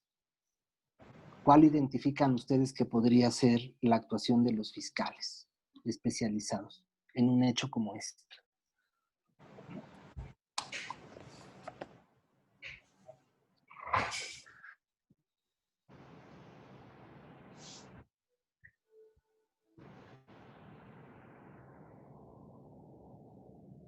Por ejemplo, ponen aquí, no se notificó a los papás, entonces eso sería también, bueno, también lo tendría que ser la ejecución de las medidas, tendría que ser las autoridades directas, ¿no? Del sistema de justicia, pero también podría hacerlo la protección especial. El comentario de Sergio Villarreal que dice, al estar aislado, no es lo mismo que estar incomunicado, exactamente, y debe tener acceso a sus familias y a sus abogados. Excelente, ¿no? Ahí se violentaron sus derechos de todos, el derecho al debido proceso por su situación de vulnerabilidad, ¿no? Entonces, aquí empezó a haber reflexiones, bueno, y si suponemos que ahorita nada más tenemos este estado, pero ¿qué tal que alguien dice, no, pues mira, pues ya le hicieron así en Pueblo, vamos a hacer un poco lo mismo, ¿verdad? Tendríamos que tener políticas, ahí es donde un CIPINA podría decir qué políticas podemos implementar para proteger a estos chicos sin descuidar a los otros sectores de la población, pero siempre en este equilibrio, ¿verdad? Dice Laura Jiménez, con personal especializado, por supuesto, ¿verdad? Eso es fundamental. Una de las preguntas que nos hacíamos, porque ahí en la parte federal solicitamos información a la Secretaría de Gobierno, es, ¿pasa toda la infraestructura de la institución del centro de internamiento especializado a ese nuevo espacio o, como lo anunciaron, solamente se pasa a un anexo del reclusorio y entonces es la administración del reclusorio de adultos, es el sistema de custodios de adultos, es el personal? No, ya después nos aclararon, pasa todo el centro, se cambia todo el centro, ¿verdad? Bueno, eso es diferente porque lo otro traería graves riesgos de que los adolescentes no pueden estar en contacto, por ejemplo, con personas privadas de la libertad adultas, ¿no? Ese es un tema. Después Blanca Azucena dice, en el caso del defensor y familiares, la comunicación puede ser a través de videollamadas. Exacto, ¿verdad? O sea, implementar estos medios. Decirles que, por ejemplo, ahora que hicimos o que hemos venido haciendo, y con Baja California lo tuvimos también recientemente, una sesión en donde los centros están informando, los directores, qué medidas tomaron para garantizar el derecho de la comunicación, y efectivamente la mayoría están utilizando las tecnologías, ¿verdad? Entonces eso es una ventaja. Dice, los centros especializados han restringido las visitas, sin embargo, mediante el uso de los medios electrónicos se mantiene la comunicación. Exacto. Había una recomendación internacional de Naciones Unidas que decía, y hay que tener cuidado con informar tanto a los internos como a las familias que se va a restringir la visita, porque si no, si se hace de manera abrupta, es un tema muy sensible para los internos, y entonces pueden empezar los conflictos internos. Entonces, así lo estuvieron haciendo muchos centros, hablaron con los papás, los concientizaron, oiga, mire, ponemos más en riesgo a su hijo si usted entra y sale acá, o más personas, entonces por un tiempo, pero vamos a implementar esto, perfecto, ¿verdad? Entonces, se fueron buscando medidas alternativas. Dice, CIPINA estatal debieron buscar el lugar adecuado también y el lugar que estuviera debidamente sanitizado. De igual forma, dice de nuevo Hilda, de igual forma solicitar al MP o a la defensa una revisión de la medida cautelar y verificar si es necesario mantener el internamiento. Esta, licenciada Hilda, fue una recomendación específica que hicieron los organismos internacionales y tanto el Comité de, la Oficina de Derechos Humanos de Naciones Unidas como el Comité de Derechos del Niño, que de manera particular se evitaran la privación de la libertad con las medidas cautelares y que los jueces revisaran todos los casos con la posibilidad de externarlos. Y además fue un acuerdo que llevamos a la sesión extraordinaria del CIPINA Nacional del 30 de abril y entonces se logró que por acuerdo nacional se revisaran, los jueces tuvieran esa indicación de revisar todos los casos y para eso también decía que se habló con el Poder Judicial para que bajara la información a los diferentes jueces estatales de que en la medida de lo posible revisen todos los casos para evitar que estén internos si hay buenas condiciones para la externación, ¿verdad? Algunos casos nos decían los jueces es más complicado porque a veces la situación de salubridad en el lugar es más complicada que si se queda en el centro y va a correr más riesgo, o también los términos de seguridad, ¿no? Entonces, aquí están llegando otras participaciones, ¿verdad? Ya que otras medidas por parte del OMECA han implementado también, claro, los OMECAs han hecho este seguimiento también con medios electrónicos. Si son sentenciados, promover la modificación de la medida, claro, esa es la idea. Ustedes lo pueden hacer como partes, la defensa, o el juez puede también hacer esta revisión. Yo les decía inclusive, porque tuvimos una sesión con todos los directores de los centros, los jurídicos de los centros de internamiento también, si el juez no se ha movilizado y ustedes técnicamente ven que tienen, soliciten una revisión, somos sistema.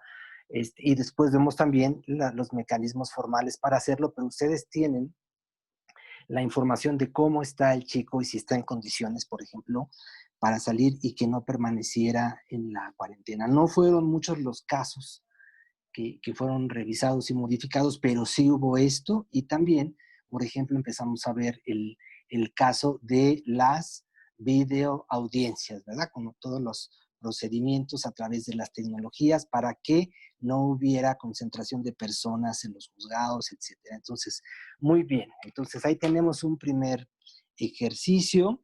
Si nos ponen, por favor, el ejercicio, el caso número 2, ¿verdad? Caso práctico número 2. Si lo pueden poner, por favor, en la pantalla. Y entonces, también es un caso real, ¿verdad? Caso práctico 2. Una adolescente mujer de 17 años vinculada al crimen organizado con una medida de privación de la libertad. Ella se encuentra embarazada y a punto de dar a luz. El juez, por toda esta disposición de los instrumentos internacionales, de las recomendaciones internacionales, que después pasaron también a un acuerdo, al Acuerdo Nacional del CIPINA, en donde se tenía que privilegiar a las mujeres embarazadas, lactantes o que tuvieran a sus hijos viviendo con ellas en la prisión para que pudieran ser liberadas. El juez le otorga el cambio de la medida y la manda a su domicilio para protegerla de la contingencia. Resulta que a los 3 días las autoridades de ejecución hacen una visita de seguimiento y la chica no se encuentra en su domicilio, ¿verdad? El juez accedió, concedió, se garantizó todo esto, pero al final, cuando hacen la visita, no sé tampoco en qué acabó el caso, solamente lo presento porque para que veamos el nivel de complicación que puede tener nuestras actuaciones. Sin embargo, de nuevo las preguntas son: ¿qué medidas de protección integral, cuál es la actuación del CIPINA y de las instituciones que conforman el CIPINA en un caso como este? ¿Qué autoridades tendrían que estar, por ejemplo, apoyando a esta chica casi a punto de dar a luz? 2. ¿Requiere medidas de protección especial esta chica? Que no son necesariamente derivadas de la sentencia. 3. ¿Qué medidas le corresponde aplicar directamente al sistema de justicia? Pero como para que vayamos entendiendo esto que ustedes veían, ¿verdad? Las diferentes instancias. A ver, ¿qué políticas? ¿Qué tendría que hacer un CIPINA en un caso así? ¿Qué tendría que hacer una Procuraduría de Protección Especial así? ¿Y qué le toca hacer al sistema de justicia? Ya están llegando sus participaciones. Si alguien quiere abrir el micrófono, haga la señal y voy viendo algunos comentarios. Bueno, está todavía del anterior, verificar las condiciones sociales y familiares para ver si tiene acceso a servicios de salud o quedarse internos en atención al principio de equivalencia, ya que al interno se le puede garantizar ese derecho de salud de la atención médica. Es correcto. Igual podría ser para esta chica, pero se pensó que no. Entonces aquí ya entran, dicen, el sector salud y la Procuraduría. Si hiciéramos una intervención integral, no solamente dejarla fuera, no les puedo decir en este momento con detalle si fue o no fue, pero habría que haber canalizado directamente al servicio de salud materna a esta chica, ¿verdad? Porque ahí se venía una situación de seguimiento del embarazo, de preparación del parto, etcétera. Dice, primero verificar si es un abandono definitivo del domicilio. Efectivamente, a mí cuando me llaman y me dicen, anda, maestro, usted que anda promoviendo todo esto y diciendo que, y ahora fíjese que ya la fuimos a buscar y no está. Bueno, pues, ¿qué nos toca hacer? ¿Qué podemos hacer? ¿Qué otras autoridades, si somos un sistema integral, tendrían que estar actuando, ¿verdad? Dice Rosemary, verificar si la ausencia se debe a condiciones médicas, a lo mejor sí. Entonces, ¿qué tal que llegó el supervisor de la medida y la chica ya estaba en consulta, pero no nos hemos puesto de acuerdo? No sabemos si a lo mejor en esa descoordinación decimos, no, pues la chica efectivamente está evadiéndose. No, estaba en consulta, ¿verdad? Ahí están las hipótesis, pero imagínense en la práctica que no son cosas complicadas y que pueden estar pasando. Esto pasó en el estado de Chihuahua, cuando no tenemos esta perspectiva integral, ¿verdad? El licenciado Sergio Ruiz tiene algún comentario. ¿Quiere hacer uso de la palabra, licenciado, para que le den el micrófono? Gracias, buenas. ¿Me escuchan? Claro que sí. Gracias, Francisco. Muchas gracias. La situación de este caso va muy ligada al caso anterior. Todo está, recordemos que están en una medida de internamiento, están bajo la jurisdicción de un juez, y el juez debe de ponderar lo que sea más conveniente para la seguridad del adolescente. En el caso de la mujer de 17 años, ya ha sucedido que es algo cada vez más recurrente, que se les da algún otro tipo de medida de protección, o bien si van a estar en estancia domiciliaria, ya queda de la unidad de medidas en externamiento para darle el seguimiento al adolescente, para ver su bienestar, su evolución y sobre todo que esté siguiendo con sus medidas de reinserción, ¿no? En ese caso, ha pasado, en la práctica ha pasado que no se encuentran en ese domicilio. Habría que notificarle inmediatamente al juez, y el juez inmediatamente emite una orden de búsqueda para poder ubicar al adolescente. Esto no va enfocado en sí a una sanción por haber quebrantado la estancia domiciliaria, sino para ver que la persona se encuentre bien y que no corra algún riesgo, porque aquí se tendría que dilucidar como Ministerio Público si la adolescente se evadió o está en una situación de riesgo. No podemos nosotros delimitarlo así a priori. Tendríamos nosotros que escuchar a la familia y ver y hacer una investigación de qué fue lo que sucedió en caso de que ella no se localice. Es muy recurrente que cuando se trata de temas de delincuencia organizada, o cuando están en alguna medida de internamiento por algún delito contra la salud, se escondan en algún otro lugar, o se les hace muy cómodo y se van, si tienen un domicilio, por ejemplo, conyugal, se van con la mamá y no hay propiamente una evasión ahí de parte de ellas, ¿no? Entonces aquí lo que habría que hacer es inmediatamente, pues se le notifica al juez y el juez tendría que llamar a una audiencia y ya con todas las partes, tanto defensa, entra DIF, entra el centro de internamiento y entran ahí las fiscalías en esa audiencia para determinar qué es lo que se va a hacer. Una vez es que se escuchan a todas las partes, pero esto en esencia es en bloque y es en un colectivo. Siempre entra todas las partes para poder construir un acuerdo. Lo mismo también cuando se está sometiendo a un plan de internamiento. En el caso anterior movieron a los adolescentes, pero no se advierte que haya existido una orden judicial. Siempre las autoridades de internamiento buscan en teoría que el adolescente esté seguro dentro del centro, pero puede suceder que cosas imponderables como esta de la muchacha que se salió, por ejemplo, que los tuvieron que mover de emergencia por el caso de la contingencia, que el centro tome una determinación, pero te la tiene que notificar inmediatamente al juez, y el juez es quien tiene que validar esa actuación porque están bajo su jurisdicción. Caso contrario, se le viola un derecho ahí al adolescente y quedaría en estado de indefensión, ¿no?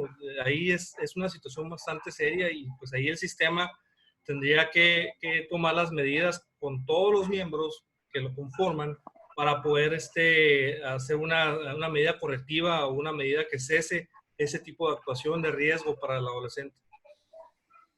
Gracias. Muchas gracias, claro que sí, sí, efectivamente. Pero entonces, aquí en el segundo caso estamos viendo pues todas las elementos que tiene que hacer de manera muy específica el sistema de justicia. Es una competencia claramente del juez. De hecho, aquí el juez es el que había solicitado esta estancia domiciliaria, etcétera, y luego quien reporta es la autoridad de ejecución de las medidas.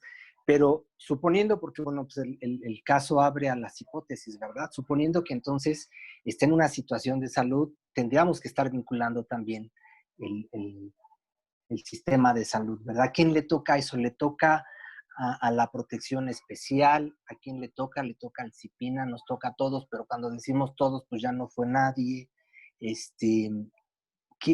piensan? ¿A quién le tocaría un poco eso? Imagínense, porque además sí tenemos algunos casos, y es más frecuente en el sistema de adultos, no solamente que la mamá iba a dar a luz, sino que ya está el bebé y tenemos al bebé viviendo con la mamá adentro, ¿no? Adentro del centro de privación de la libertad, y tenemos un buen número que se ha venido registrando cada vez más, e inclusive ya algunas recomendaciones de la Comisión de Derechos Humanos al respecto, porque entonces ahí se siguen activando. Habrá unos temas que ya son competencia más, por ejemplo, claramente de una Procuraduría de Protección Especial con esos niños que están viviendo allá adentro, ¿no? Entonces, ahí es donde viene toda esta interacción de instituciones y de servicios, y ya decíamos, sí, el sistema puede tener muchos elementos, esa diapositiva, estos y más, ¿no? Pueden haber, pero si estamos descoordinados, ya no funcionó la cosa. Si nos enredamos en el camino, ya no funcionó la cosa, ¿verdad? El tema de la colaboración y de los mecanismos y de los procedimientos claros es muy, muy importante.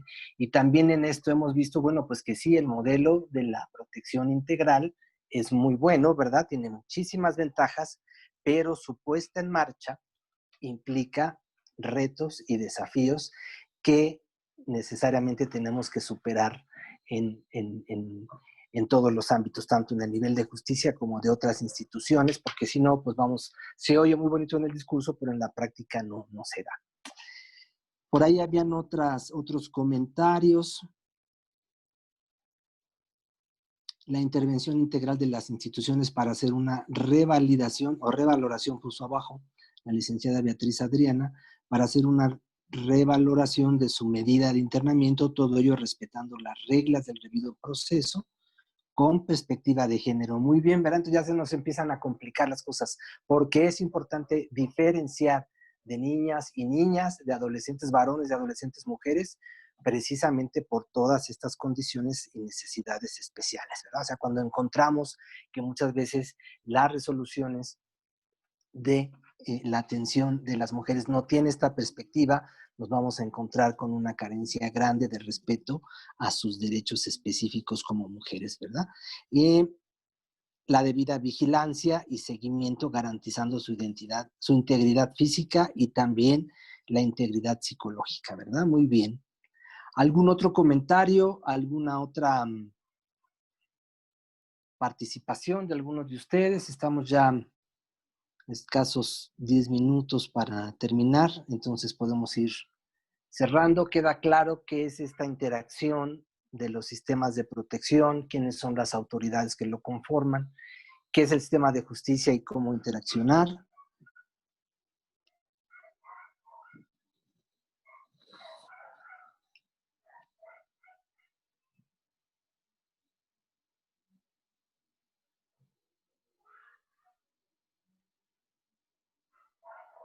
Saluda a Sergio Guzmán de Reintegra, un saludo. Reintegra ha sido una institución que tiene una larga trayectoria para la atención de los adolescentes y los jóvenes y que ahora además nos están apoyando a hacer este recuento de noticias en ese chat que abrimos precisamente para atender las situaciones de la pandemia y que lo que buscamos es precisamente ir generando espacios de participación para activar el enfoque de derechos de niñas, niños y adolescentes.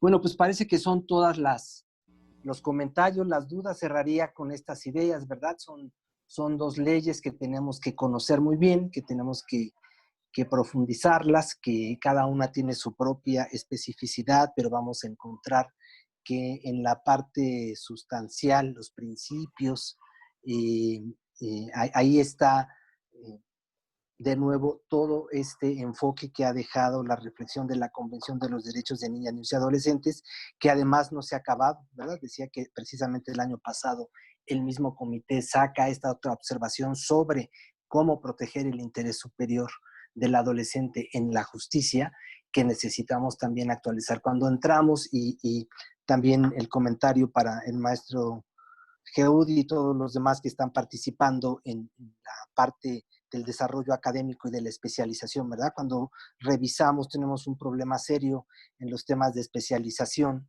de operadores en justicia de adolescentes porque se repiten mucho los esquemas de lo que ya está. Entonces, suelen ser contenidos de nuevo muy jurídicos, muy procesales. En el tema internacional volvemos a leer Riad, Beijing, y si acaso la convención, ¿verdad? El 37 y el 40, pero no nos damos cuenta que todavía eso ya pasó varias decenas de años y la reflexión sigue todavía dando para ir haciendo ajustes y ajustes. Está la observación general 20, que es la que habla específicamente de cómo garantizar el interés superior en la etapa de la adolescencia, no solamente por el tema de adolescentes en conflicto con la ley, sino por todas las condiciones del desarrollo que ahí se presentan y que necesitan un enfoque. Y es el primer documento a nivel mundial que habla sobre este tema. Nunca nadie antes había hablado de adolescencia. Por eso tenemos que ir afinando y vamos cambiando y ahora le tenemos que cambiar todo el nombre, pero no solamente como un tema de discurso, de un nuevo lenguaje, sino es que es precisamente la construcción de toda esta nueva reflexión, de todo este nuevo paradigma de la protección integral que está en marcha y que requiere en temas complicados el análisis y la revisión y el ajuste de los enfoques, ¿verdad? Entonces, posiblemente, a lo mejor lo que dijo Beijing o Ria ya no es lo que está diciendo en algunos puntos la observación general 24, pero es lo más actualizado y es lo que el mundo nos va, los expertos en el mundo van diciendo que se tiene que hacer. Parece que hay una participación también. ¿Alguien quería participar? Adelante, ¿quiere abrir el micrófono? La maestra Alma Griselda.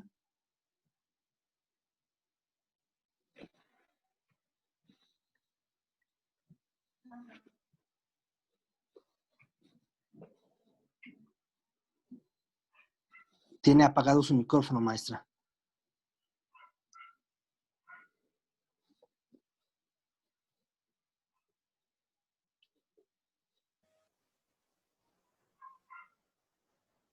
¿No se pudo? La maestra, ¿alguien más quisiera hacer algún comentario final?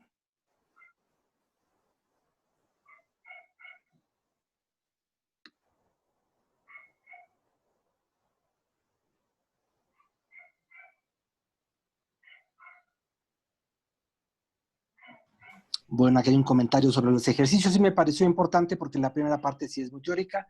Entonces es fundamental entender de dónde vienen todos estos planteamientos.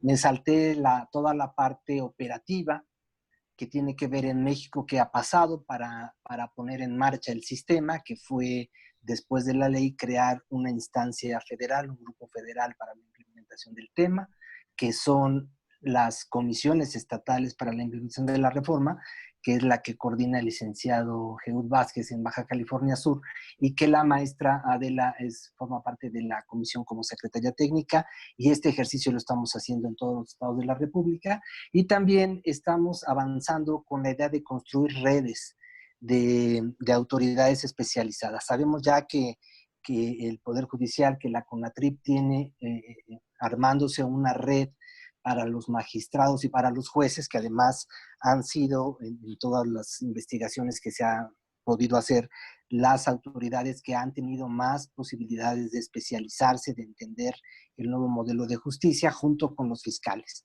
Y entonces también con los fiscales entramos en contacto el año pasado a nivel de la Fiscalía General, y se propuso pues que se creara esta red de fiscales especializados en adolescentes, y ya hay varias reuniones que se hicieron. Una de ellas también fue extraordinaria la semana antepasada con el tema de la pandemia y el papel que los fiscales especializados pueden hacer, así que manténgase siempre en contacto tanto con su comisión estatal como con su red de autoridades.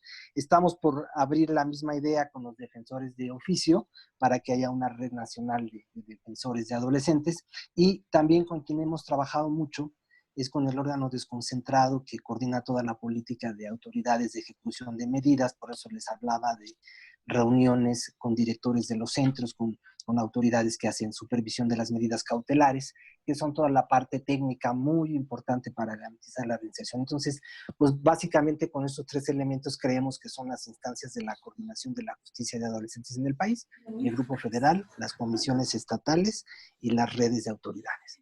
Y bueno, pues nos toca a todos y a todas, cada uno, desde donde está, contribuir a la garantía y a la protección de los derechos de las personas adolescentes que ingresan al sistema. Y pues con eso me despido, agradeciéndoles a todas y a todos su paciencia. Gusto compartir con ustedes y animarlos a que sigan en estos espacios. Muchas gracias. No, ¿cuál paciencia, maestro? Enriquecedor toda su conferencia, y la verdad que me da mucho gusto que la inició diciendo que había propuesto otro tema. Eso es lo importante, o sea, quiere decir que lo vamos a volver a tener aquí, afortunadamente. Entonces, nada más vamos a poner de acuerdo con la fecha. Para mí, a la brevedad posible sería, pues, lo mejor. Claro que sí. Fíjense que hay mucho trabajo por hacer, mucho trabajo por hacer.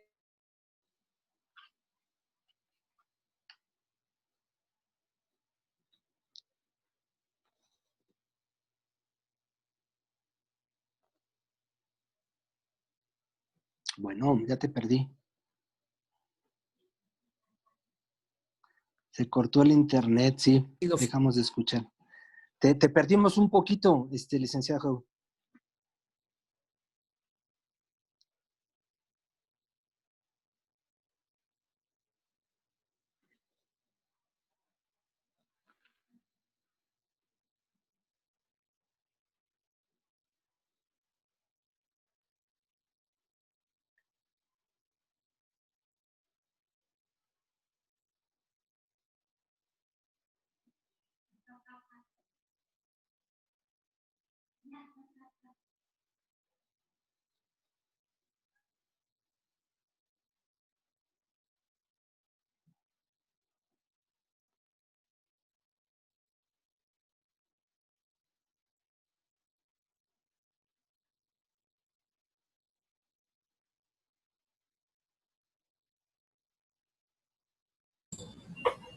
Bueno, ¿me escuchan? Sí. ¿Tenemos un momento la comunicación? Sí, una disculpa, maestro, se desconectó la sesión del licenciado Jeúd. Okay. No me ha comentado nada todavía, parece que se le fue el internet, pero si gusta concluir, pues muchas gracias, maestro, por su tiempo, a todos los participantes, pues muchas gracias. pues gracias a ustedes que organizaron toda la plataforma y la convocatoria, y a todos los participantes, pues espero que con estos aportes vayamos todos colaborando cada vez más. Un saludo, gracias allá, gracias al CIPINA de Baja California, Adela, a todo el equipo, gracias. Muchas gracias. Hasta luego. Buenas noches. Hasta luego, buenas noches.